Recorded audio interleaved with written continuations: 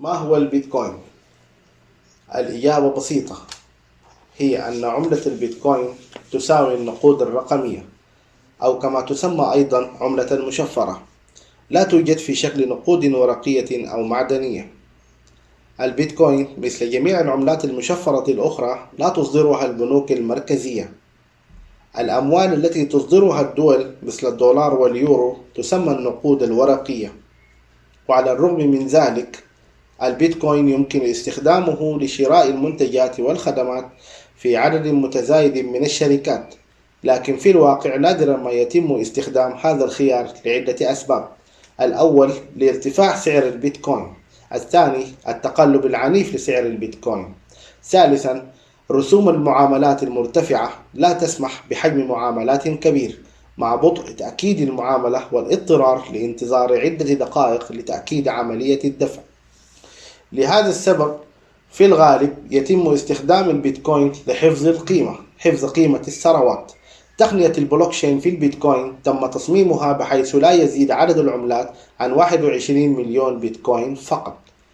لهذا السبب كثيرا ما يطلق على البيتكوين الذهب الرقمي بسبب الندرة. البيتكوين يتشارك مع الذهب في الندرة، ولكن يختلف عنه في سهولة نقله وتخزينه والأمان.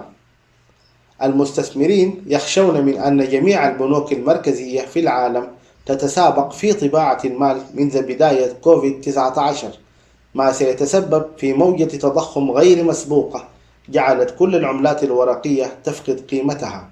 لذا يرغب المزيد من المستثمرين في حماية أموالهم من خلال الاستثمار في المنتجات النادرة. من الغريب رؤية الأشخاص المعارضين للعملات المشفرة يستخدمون حجة أنه لا توجد لها قيمة جوهرية حقيقية، مما يعني أنه لا يمكنك استخدامها لأي شيء عملي باستثناء قانون العرض والطلب. قد يكون هذا صحيحا، ولكن النقود الورقية مثل الدولار ليس لديها أي قيمة جوهرية أيضا. صنع ورقة $1 أو $100 لا يختلف في التكلفة، مع أن ورقة $100 تساوي ورقة $1 100 مرة. والسبب فقط أننا متفقون على أن الرقم يحدد قيمة الورقة، بما أننا وضعنا ثقتنا في الحكومة لتدير أموالنا بطريقة معقولة ووافقنا على توجيهاتهم. إذن حتى تكون العملة موثوقة ولها قيمة ما، أنت ببساطة تحتاج أن تثق في الاختراع المسمى المال، لأن الناس اكتشفوا العجز في نظام المقايضة. مثلا شخص يبيع البيض سيجد المزيد من الناس في حاجة للحصول على البيض للأكل، مقارنة بشخص يبني المنازل. لإيجاد طريقة للتغلب على الحوجة المباشرة في نظام المقايضة تم اختراع المال. في البداية كان استخدام المعادن النفيسة كالذهب والفضة، ثم تم استبدالها بالورق لتمثيل العملات الورقية، وقام بإصدارها طرف ثالث حسن السمعة يثق فيه الناس. وهكذا ولدت البنوك، ثم استولت الحكومات على حق إصدار المال والعملات.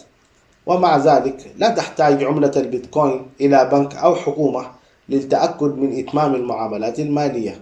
وراء البيتكوين تقنية البلوكشين توفر الشفافية والوفرة للجمهور. جميع معاملات البيتكوين التي تمت في البلوكشين موجودة ومحفوظة في الشبكة للأبد.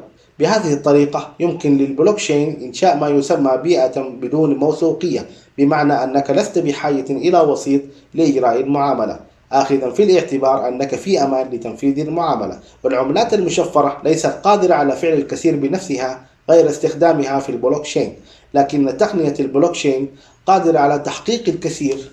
في الجزء الثاني من سلسلة ما هو البيتكوين سنشرح لماذا الشفافية والعرض على الجمهور مهمين جدا. من خلال مقارنة البلوكشين بلعبة المونوبولي، نتمنى أن تنقر على الجزء الثاني لتعرف المزيد.